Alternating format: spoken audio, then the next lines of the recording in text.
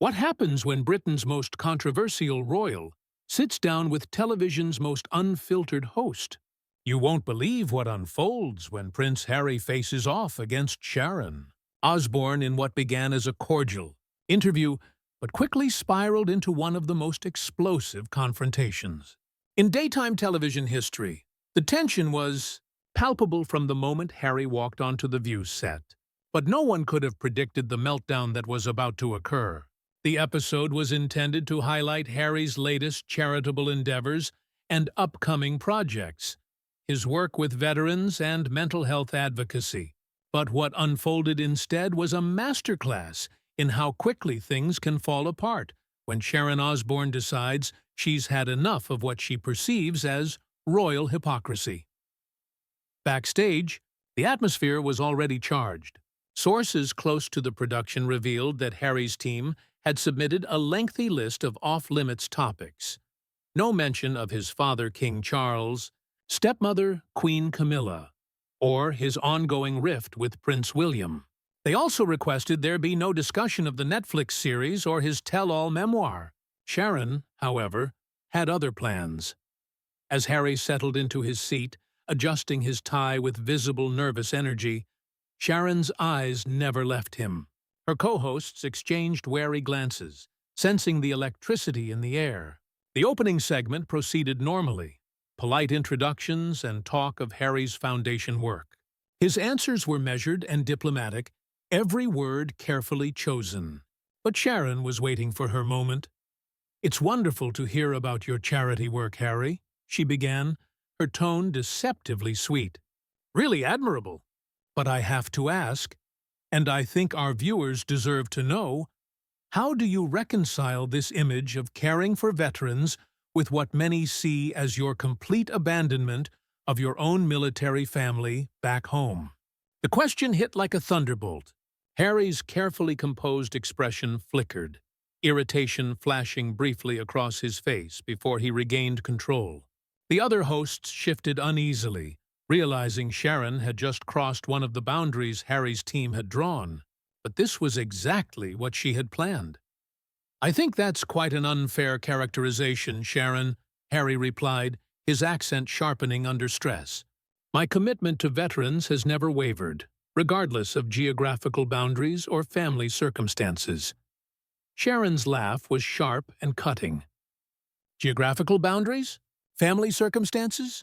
That's quite the euphemism for turning your back on everything you once stood for, isn't it?" She shuffled through her notes with theatrical precision. "Let me refresh your memory about some of those family circumstances you're dismissing so casually." The tension in the studio was unbearable. Cameras zoomed in on Harry's face, capturing every flicker of emotion as Sharon pressed on. His jaw tightened. His hands gripped the armrests of his chair until his knuckles turned white. "You served your country with honor for 10 years, Sharon continued, her voice gathering momentum. "You worked alongside men and women who bled for the crown you now trash at every opportunity. These people looked up to you, followed you into battle, and now you're sitting here in a Hollywood studio cashing Netflix checks while throwing those same institutions under the bus." Harry's media training was being tested to its limit. Every instinct told him to fight back, but he knew losing his temper would only prove Sharon's point. "My service record speaks for itself," he said evenly, though anger simmered beneath the surface. "I've never forgotten my brothers and sisters in arms. What I have done is chosen to speak truth to power, something that apparently makes people very uncomfortable." Sharon pounced. "Truth to power? Is that what we're calling it now?" she sneered, turning to the audience.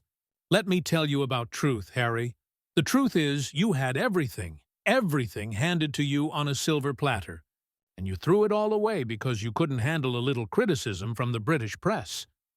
The accusation hung in the air like smoke from a gun. Harry's composure finally began to crack. His breathing quickened, and a muscle in his cheek twitched. "You have no idea what you're talking about," he said, his diplomatic tone slipping. "You have no understanding of what my family went through, what my wife endured, or the impossible position we were put in by an institution that cares more about protecting its image than protecting the people who serve it. Sharon's eyes gleamed. She had struck a nerve. "Your wife?" she said with mock surprise. "Oh, you mean the woman who married into the most privileged family on earth and then spent the next few years complaining about how hard her life was? The same woman who accused the royal family of racism, but conveniently never mentioned names or incidents that could actually be verified?" The studio fell silent. Even the camera crew seemed frozen, aware they were witnessing something unprecedented.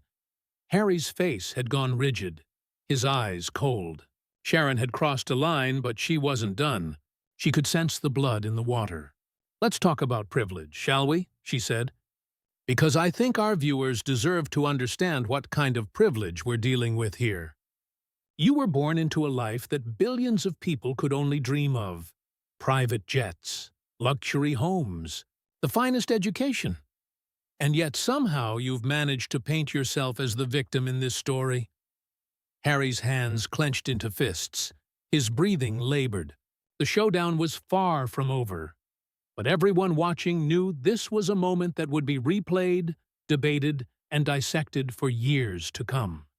The other hosts sat in stunned silence, realizing they were witnessing something that would dominate headlines for weeks. Even the studio audience, usually loud and reactive, had fallen into an almost reverent hush as they watched this royal meltdown unfold in real time. "Victim?" Harry's voice cracked slightly as he spoke, betraying the emotional toll Sharon's relentless assault had taken on him. "You think this is about playing the victim? This is about protecting my family from the same machine that killed my mother. It's about refusing to let history repeat itself. While people like you sit in your ivory towers and judge situations you could never understand." The mention of Princess Diana sent a visible shock-wave through the studio. Sharon's expression shifted momentarily. She seemed to recognize that Harry had just raised the stakes to a dangerous level. But instead of backing down, she doubled down with the ruthless confidence that had made her both famous and infamous. "Don't you dare," Sharon said, her voice dropping to a dangerous whisper that carried more menace than any shout could. "Don't you dare invoke your mother's memory to justify your betrayal of everything she believed in. Diana may have had her issues with the royal family, but she never abandoned her duty. She never ran away to California to make Netflix documentaries and write tell-all books for profit." Harry shot to his feet so quickly that his chair nearly toppled backward. The sudden movement sent a ripple of shock through the room. Security personnel tensed in the background, unsure whether they were witnessing a dramatic gesture or the prelude to something worse. "How dare you speak about my mother?" Harry shouted, his voice echoing through the studio with raw intensity. "You didn't know her. You don't know what she went through, what she sacrificed, or what she would have wanted for her sons." Sharon remained seated, her expression calm and calculating, despite the storm she had unleashed. She had achieved exactly what she wanted. She had broken through Harry's carefully constructed public persona and exposed the raw emotion beneath. And she wasn't finished. "I know she wouldn't have wanted her son to become a professional victim," Sharon replied coolly, her voice cutting through Harry's outburst like a blade through silk. "I know she wouldn't have wanted you to abandon your responsibilities and sell your family's private business to the highest bidder. And I certainly know she wouldn't have wanted you to use her memory as a shield every time someone calls you out on your choices." The words hit Harry like physical blows. His face cycled through rage, hurt, disbelief, and something dangerously close to despair. The cameras captured every second of his unraveling.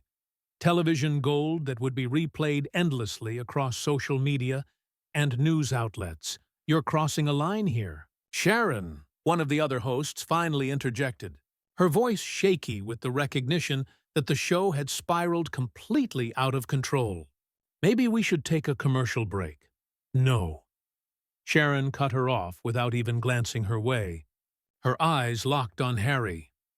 I think our viewers deserve to hear the truth for once, rather than the carefully sanitized version your PR team serves up. They deserve to know what kind of man abandons his family, his country, and his duty just because things got a little difficult. Harry's composure finally shattered. The media training, the diplomacy, the careful image, all of it evaporated as years of pent-up frustration exploded to the surface. "Difficult?" Harry shouted, his voice breaking. "You call watching my wife being systematically destroyed by the British press difficult?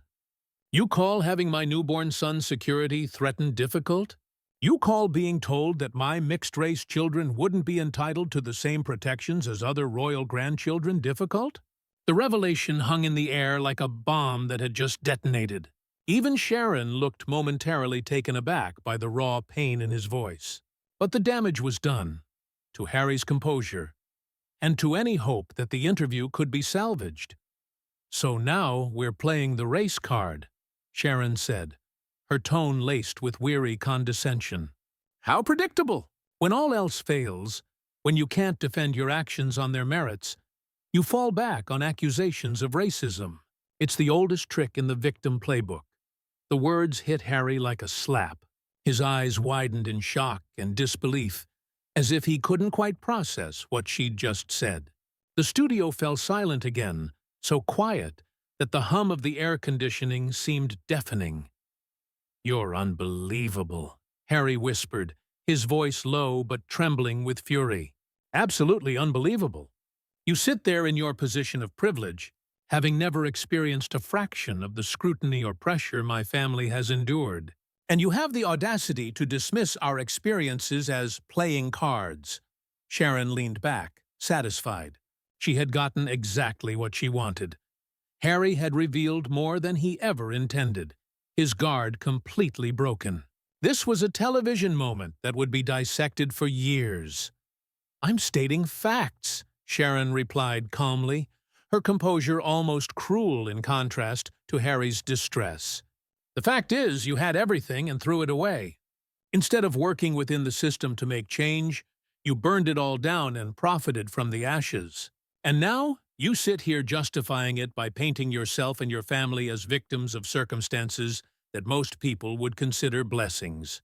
Harry stood frozen, his chest heaving with barely controlled rage, his hands trembling as he fought to contain himself. The cameras caught every flicker of emotion across his face. But Sharon wasn't done. Not yet. "You know what I find most disturbing about all of this, Harry?" she continued, her tone shifting to mock concern. "It's not just that you abandoned your family and your country. It's that you've weaponized your trauma, commodified your pain, and turned your mother's death into a brand. You've built an entire industry around being Princess Diana's grieving son. And frankly, it's grotesque." The words struck Harry like lightning.